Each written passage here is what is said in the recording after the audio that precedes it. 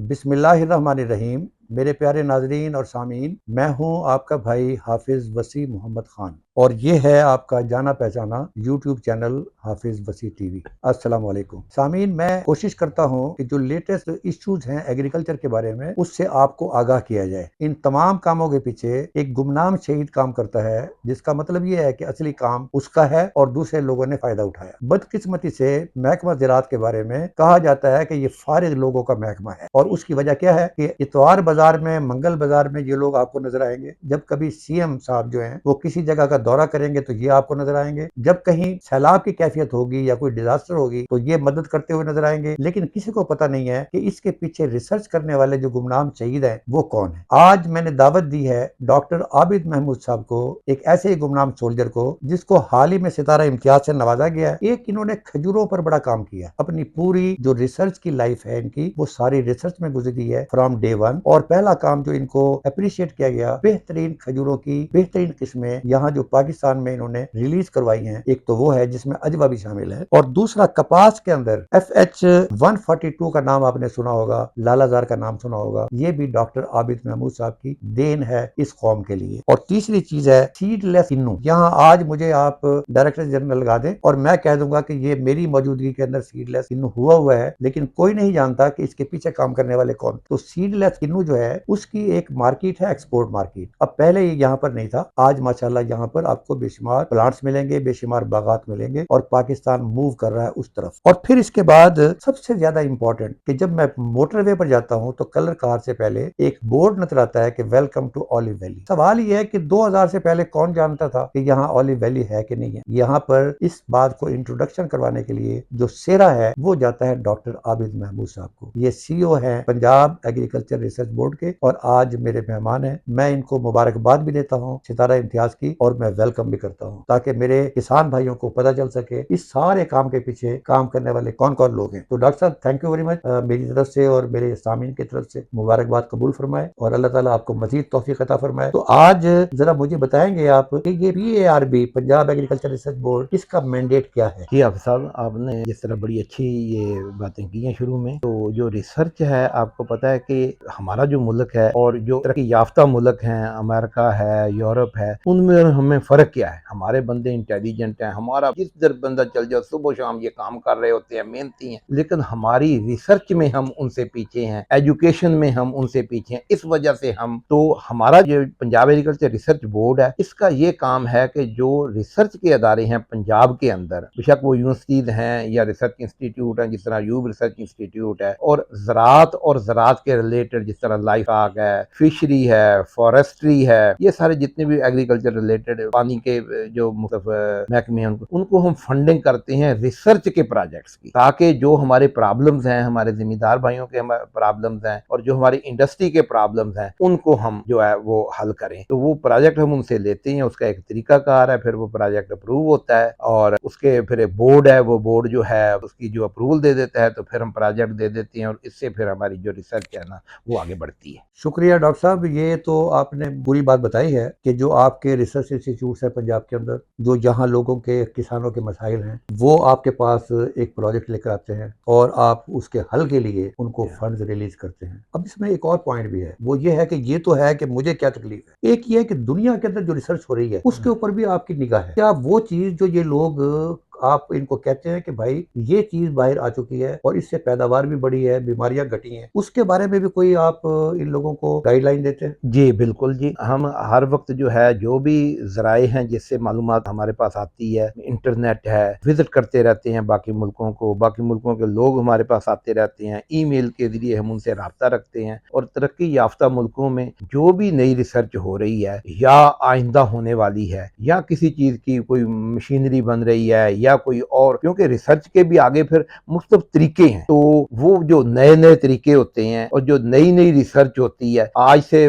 20 साल पहले, 50 साल पहले, जिस तरह ये मोबाइल फोन है तो आज से 30 साल पहले किसी को क्या पता कि हर बंदे के पास फोन है, तो फोन उसके पास होता था जो VIP लोग होते थे। इसी तरह ये रिसर्च जो है ये भी वक्त के साथ साथ, जिस तरह मौसमियाती तब्दीली आ रही है, गर्मी पाकिस्तान में बढ़ रही है, आपने देखा पिछले दिनों में कितनी गर्मी थी, बेमौसमी बारिशें आ रही हैं, बाद बहुत ज्यादा बारिश आ जाए, तो हम फिर ये सारा चीज उसको सामने रखते हैं और अपनी रिसर्च का जो उसका रास्ता उसको मुतय्यन करते रहते हैं, उसके एनवायरनमेंट के मुताबिक और दुनिया में जो तब्दीलियां आ रही हैं उसके मुताबिक फिर उसको हम तब्दील करते रहते हैं। जज़ाकल्लाह। डॉक्टर साहब, ये सवाल जो मैंने आपसे पूछा है कि दुनिया में जो कुछ हो रहा है, क्या हम उस तरफ कर रहे हैं? एक एग्रीकल्चर ग्रेजुएट के तौर पे मैं चाहता हूं कि आप तायद करें या तरदीद करें, दोनों सूरतों में मैंने आपको सलाम करना है। सवाल मेरा ये है कि ग्रीन रेवोल्यूशन 60s के अंदर पहले पाकिस्तान में आया और 1 साल के बाद इंडिया में आया। इसी तरीके से सुपर बासमती 5 साल पहले पाकिस्तान में आई, फिर इंडियन सुपर बासमती 5 साल के बाद आई। इज इट ट्रू और इट इज प्रोपेगेंडा? बिल्कुल जी, ये मैं उस वक्त डायरेक्टर जनरल था पंजाब का रिसर्च का, तो जो नॉर्मन बोरलॉग थे जिनको इस पे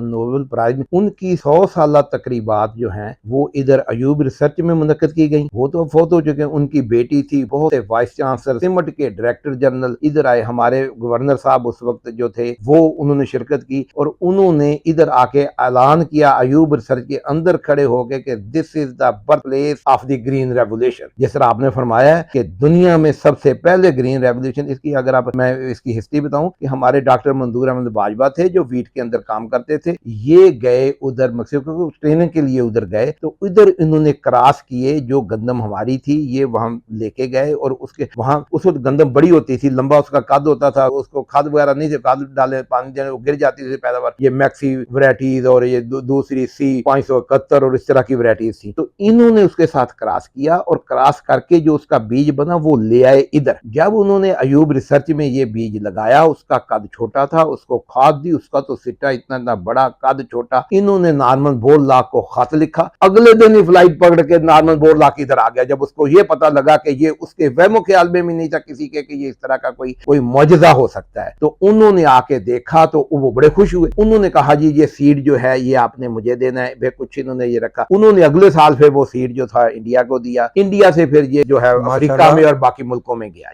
माशाल्लाह सर, मुझे बड़ी खुशी हुई है कि देखिए ये इन किस्म की जो चीजें हैं, जो बड़े बड़े काम हम लोगों ने किए हैं, और डॉक्टर एस ए कुरैशी को इंडिया के अंदर पाकिस्तानी डॉक्टर नॉर्मन बोरलॉग कहा जाता है, इसलिए कि वो मटेरियल लेके जाने वालों में डॉक्टर एस ए कुरैशी भी शामिल थे और उनको उसी इज्जत की निगाह से देखा जाता है। अब आज जो मैंने जहमत दी है वो इसलिए दी है, एक लफ्ज है बायो फोर्टिफिकेशन, कि हम सोचें कि हम वो जो एक कैद में पिंजरे में बंद हैं उससे जरा निकल के हम जरा बाहर सोचें कि दुनिया क्या कर रही है। और मैंने ये देखा है कि मुख्तलिफ जो मिनरल्स हैं और विटामिन हैं उनकी कमी के लिए दुनिया के अंदर फसलों के अंदर कुछ चीजें ऐसी लगाई गई हैं कि जब वो हम खाते हैं तो ऑटोमेटिकली वो कैप्सूल भी आयरन का अंदर चला जाता है। मुझे ये बताइएगा, नंबर 1 बायो फोर्टिफिकेशन क्या है और नंबर 2 PARB की कंट्रीब्यूशन क्या है? जी बिल्कुल अफसर, जैसे आपने ये बताया है, देखें जो इंसान को अपनी ज़िंदगी गुजारने के लिए, अपनी एक्टिविटीज़ करने के लिए और सेहतमंद रहने के लिए बहुत सी चीज़ों की ज़रूरत होती है, जिनको हम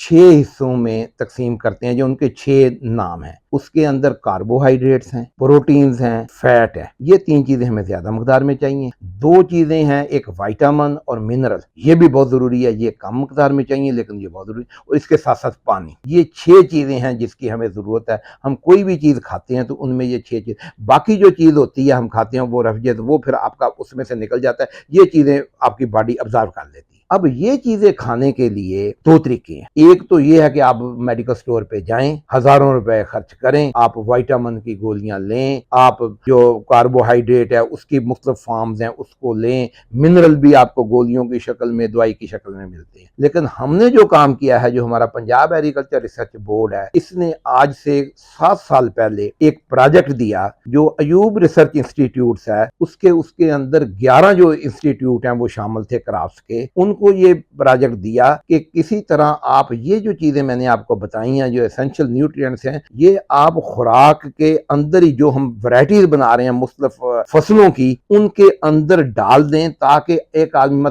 अब क्योंकि जिस तरह आपने बताया हमारी नजर है दुनिया पर पाकिस्तान के ऊपर, अब हमें अपने लोगों की खुराक का पता है कि हमारा जो एक आदमी है वो रोजाना रोटी जरूर खाता है। हम कोई तकरीबन 115 से 120 किलो आटा जो है फी बंदा पाकिस्तान का साल में खाता है।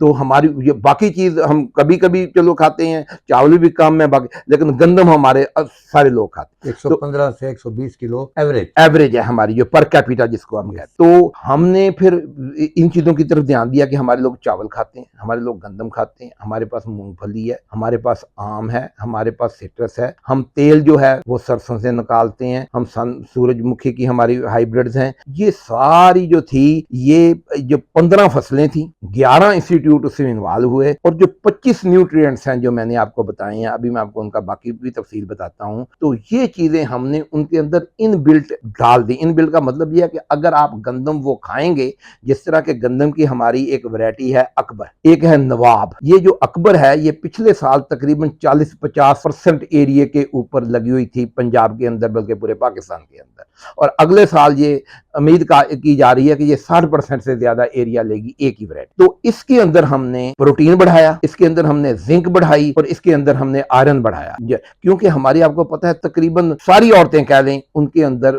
आयरन की कमी है, बच्चों के अंदर जिंक की कमी, बच्चों और औरतों में खासतौर पर हमारे आयरन की बहुत कमी है। तो हमने ये इन वैरायटीज के अंदर डाल दिया है। अब हमारे आम आदमी को ये पता नहीं है। अब अगर अगले साल ये 60% एरिया पे लगती है, इस साल ये 40-50, तो जो 100 आदमी जो गंदम खा रहा है उसमें से 50 आदमियों को जो आटा है उसके अंदर ये चल चुका है, इनहांस हो चुका है आयरन भी, जिंक भी और प्रोटीन। डॉक्टर साहब ये तो आपने कमाल कर दिया। मुझे याद आ रहा है कि हमारे आम पाकिस्तानी को, उस बेचारे को इस बात का पता नहीं है कि अकबर और नवाब के अंदर ये चीजें इनबिल्ट हैं, और जब मैं मार्केट से आटा ले रहा हूँ या गंदम ले रहा हूँ तो ये चीजें ऑटोमेटिकली मुझे मिल जाएंगी। आम पाकिस्तानी तो सिर्फ यही समझता है, जिस तरह वो एक नवाब रईसानी साहब थे, और जब ये डिग्रियों की, जाली डिग्रियों की जांच पड़ताल चल रही थी, तो उन्होंने बताया था कि डिग्री इज डिग्री, चाहे वो झूठी हो या सच्ची हो। तो आम आदमी बेचारा, तो उस बेचारे को पता नहीं है, वो नहीं समझता कि मैं अकबर नवाब ले रहा हूँ तो कौन सी चीजें आप लोगों ने उसमें डाली हैं, ऑटोमेटिकली ये चीजें मेरे जिस्म में जा रही हैं, जिसके नतीजे के अंदर मेरी हेल्थ भी ठीक रहेगी और मेरे बच्चों का कद भी बढ़ेगा। थैंक यू जी, आगे। बिल्कुल आपने सही बोला।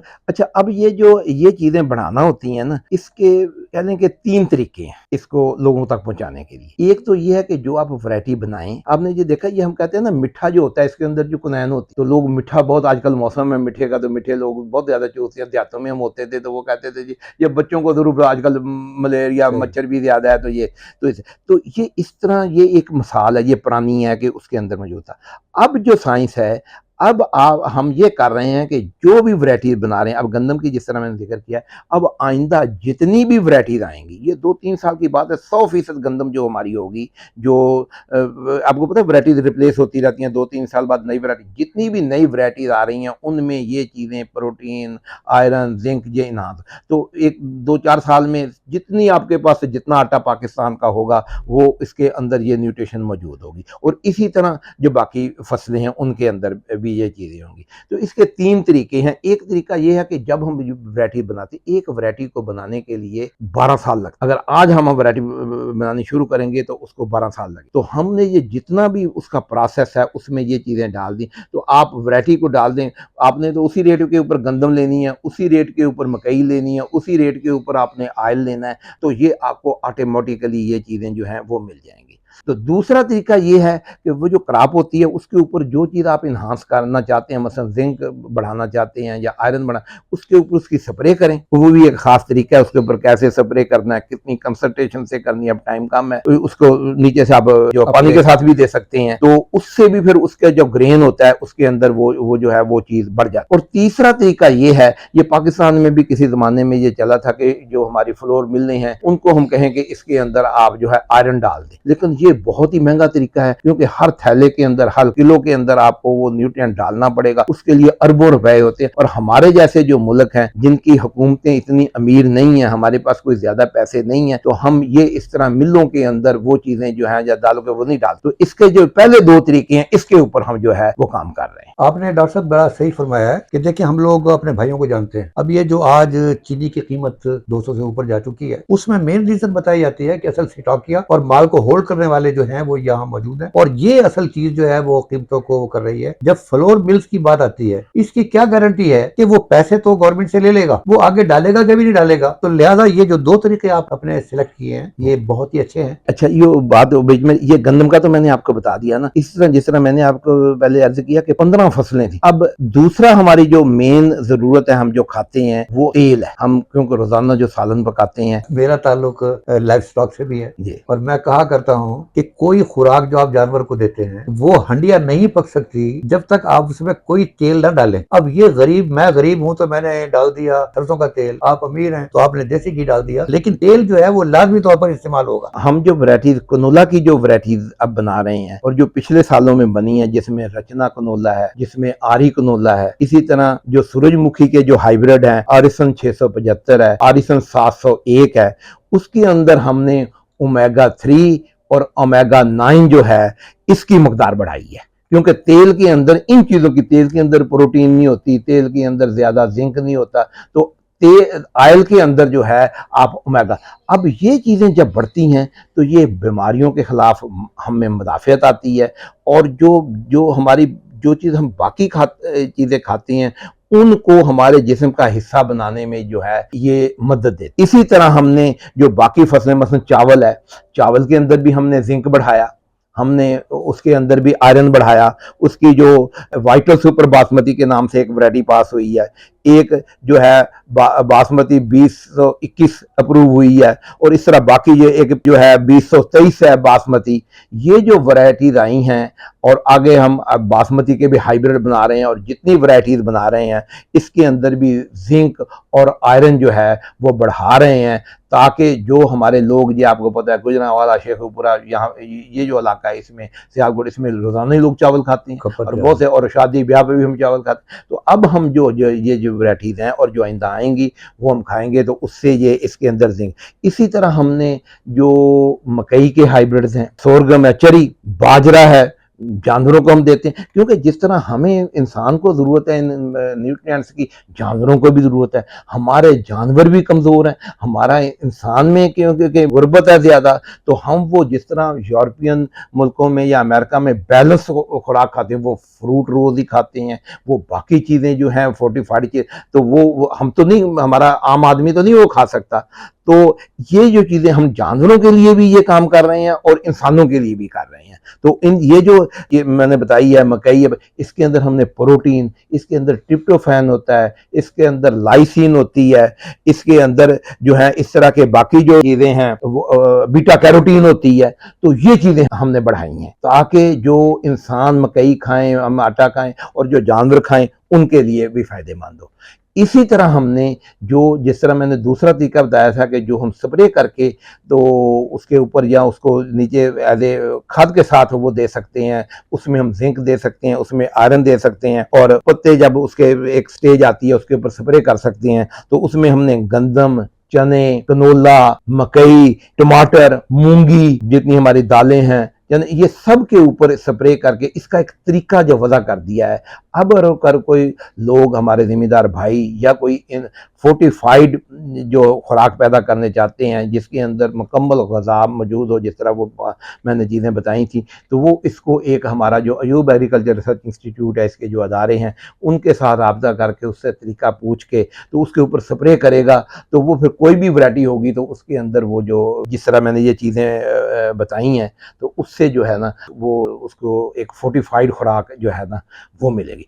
डॉक्टर साहब, मुझे तो बहुत ज़्यादा चीज़ों का पता चला, लेकिन मेरे आम किसान जो है वो, उसके ज़हन में सोशल मीडिया बहुत ज़्यादा घुसा हुआ है, और सोशल मीडिया ये बताता है कि जी दुनिया जहान में तो बहुत कुछ हो रहा है, लेकिन पाकिस्तान में हमारे ज़रूरी जो एक्सपर्ट्स हैं वो सोए हुए हैं। मुझे बड़ी खुशी हुई है कि आपने आज इस बात को क्लियर किया कि ये सोए हुए नहीं है, और ये इस बात की कोशिश के अंदर है कि जहाँ हमारी वैरायटी ज़्यादा से ज़्यादा पैदावार दे, एट द सेम टाइम उसके अंदर ये चीज़ें जो माइक्रो एलिमेंट्स हैं ये भी उनको फ्री मिल जाएं। अब ये मेरा सवाल सिर्फ ये है आपसे कि जब मैं इन चीजों को एडिट करता हूं, उसके अंदर ये चीजें शामिल होती हैं, इससे पैदावार तो नहीं कम होगी? नहीं जी, बिल्कुल कम नहीं होगी, क्योंकि जितनी भी मैंने ये वैरायटीज के आपको नाम बताए हैं, जिस तरह मैंने गंदम की वैरायटीज बताई हैं, चावल की वैरायटीज बताई हैं, ये 60% एरिया के ऊपर गई हैं या 50% एरिया के ऊपर गई हैं, तो ये सिर्फ इसकी पैदावार ज्यादा है तो गई है ना।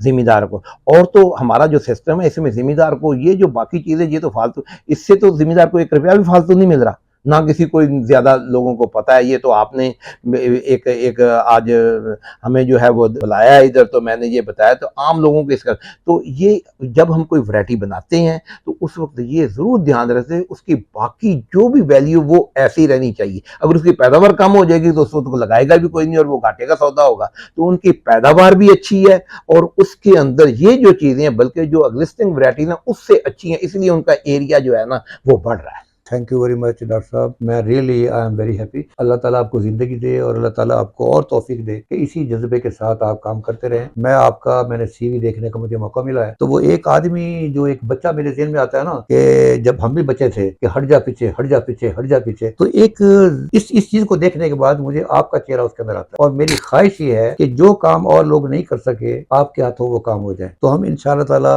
दोबारा भी आपको ज़हमत देंगे। आज बड़ी खुशी की बात है कि मेरे किसान भाइयों को पता चला कि अल्लाह के बंदो यहाँ पर कुछ चीजें ऐसी हैं जिनके अंदर माइक्रो एलिमेंट्स मौजूद हैं और आप कोशिश करें कि उसी वैरायटी को अगर आप इस्तेमाल कर रहे हैं तो ये अच्छी बात होगी कि ये चीजें भी मुफ्त में मिलेगी। और दूसरी बात जो जिससे मैं बहुत ज्यादा खुश हूँ कि आपने फरमाया कि 60% एरिया ऑलरेडी इन वैरायटी के अंडर है और कल को ये 70 होगा और 80 होगा और 90 होगा। अब आखिर में जाते जाते एक छोटा सा सवाल पूछना चाहता हूँ और वो इसलिए कि जब वो मैक्सी पाक आई थी उस वक्त आम जिम्मेदार ये कहा करता था कि अपने घर के लिए 4 एकड़ जो है मैंने देसी गंदम लगानी है और बेचने के लिए मैंने मैक्सी पाक लगानी है। एम आई राइट? बिल्कुल सही बात। अच्छा, अब मुझे आप ये बताइएगा कि मैं एक किसान हूँ, अब मार्केट के अंदर जो चीजें मिलती हैं आम आदमी को अब पता नहीं चलता, वो नवाब भी उसी के अंदर है, दिलकश भी उसी के अंदर है, अकबर भी उसी के अंदर है। मुझे कुछ बीज चाहिए। आपने 11 इंस्टीट्यूट बताए हैं, आपके इन इंस्टीट्यूट्स में किसी के पास जाऊं और जिस फसल के अंदर मेरा इंटरेस्ट हो, मुझे इन वैरायटीज का बीज चाहिए, तो क्या उसका क्या तरीका है?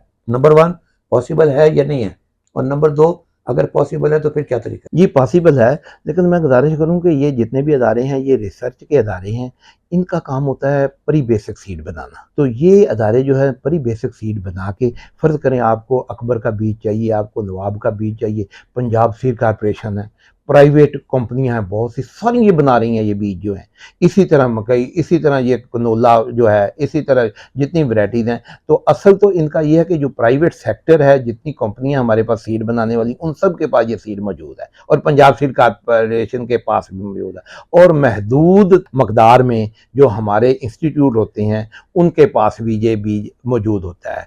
तो आप थोड़ा सा बीज ले लें और उसको जो है अपने पास फिर बढ़ा लें। बल्कि ये जो गंदम वगैरह ये तो अब आपने 500 एकड़ भी लगाना है तो आप पंजाब सीड कॉर्पोरेशन के पास जाएंगे, आपको बीज मिल जाएगा। आपने ये थोड़ा सा बीज की बड़ी प्यारी बात कही है। मैं उस आदमी को जानता हूँ, साइंसदान को, इंडिया का साइंसदान, और वो बहुत अच्छा आदमी है, वो छुपाता नहीं है। वो ये कहता है कि सुपर बासमती की 2 किलो बीज जो है मैंने ननकाना साहब से अपने सामान में रखा और यहाँ आकर मैंने उसको डेवलप किया। तो thank you very much sir, मुझे बड़ी खुशी हुई है। अल्लाह ताला आपके अदारे को भी और काम करने की तौफीक अता फरमाए और हम दोबारा भी आपको ज़हमत देंगे ताकि जिन चीज़ों का मुझे भी पता नहीं था, अगर मुझे पता नहीं था इसका मतलब यह है कि मेरे अक्सरियत किसान भाइयों को भी पता नहीं था। तो मैं चाहूंगा कि ये जानकारी जो है आपके जरिए मेरे किसान भाइयों में मुंतकिल होती रहे और उनको पता चले कि मैं फसल तो लगा रहा हूँ लेकिन इस फसल के अंदर मैं कौम को ये चीज भी दे रहा हूँ, ये भी दे रहा हूँ, ये भी दे रहा हूँ। थैंक यू वेरी मच सामीन, इंशाअल्लाह ताला फिर नए प्रोग्राम के साथ आपके पास हाजिर होते हैं। वमा अलैना इल्लल बलागुल मुबीन।